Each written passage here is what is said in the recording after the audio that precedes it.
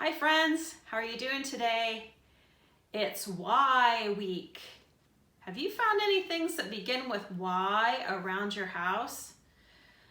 Have you seen anybody yawn? Or what else? Do you have a yo-yo that you could play with? Have you been looking for Y things? I've got some things I made out of yarn. Yarn is a great creative tool that we have. I just used some yarn and some things I had around my house, and I just made some cool binoculars. I can go on a Y hunt now. Use my binoculars. I made a little doll. I made a little, I don't know, little monster. I made a little owl out of a paper cup.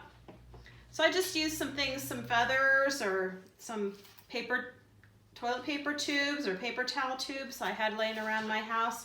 So if you have some yarn and some other things, a little glue stick, a little tape, you can create some Y things of your own. So this week also, not only is it Y week, can you believe we're almost at the end of the alphabet? We only have one letter left. I mean, it's gone so fast. But also what has gone fast is our garden, or my vegetable garden's getting started. This is week 2. So it's been just a couple days, over 2 weeks, since we started the seeds. And if you remember, I started some seeds in some dirt, and I started some seeds on the paper towel with the water. So here's where we are now. I only have, the lettuce seeds are just starting to sprout. They're spinach, but they're a kind of lettuce. They're just starting, they're the last ones. Everything else has outgrown its paper towel, and I've put them in dirt. Over here is the ones that we started in dirt. I'm going to take the plastic off so you can see, and I'm going to give them a little watering here. So here's the green beans. These are the tall things, and look right here, you can see on their stem, that was the seed coat that started out in the ground, but as it grew, it pulled it up and split and became a plant. I'm going to give them a little bit of water here. These are the cherry tomatoes. See how there's a couple more bean plants starting down here. They're just kind of babies. Over here, I don't have, there's a couple pepper plants starting right in the middle there. They're just, see the little tiny things right there? The next ones over are the spinach. Now I've got some spinach starting in the dirt where they're not doing so hot in the paper towel, so we'll have to keep an eye on them. And these are the regular tomato plants. So I'm just going to give them a little squirt, and I do keep them covered with some plastic so the ground doesn't get dried out. And up here, if you can see, I don't know if you can see in there, those are tomato seeds that I took off the paper towel and put in dirt.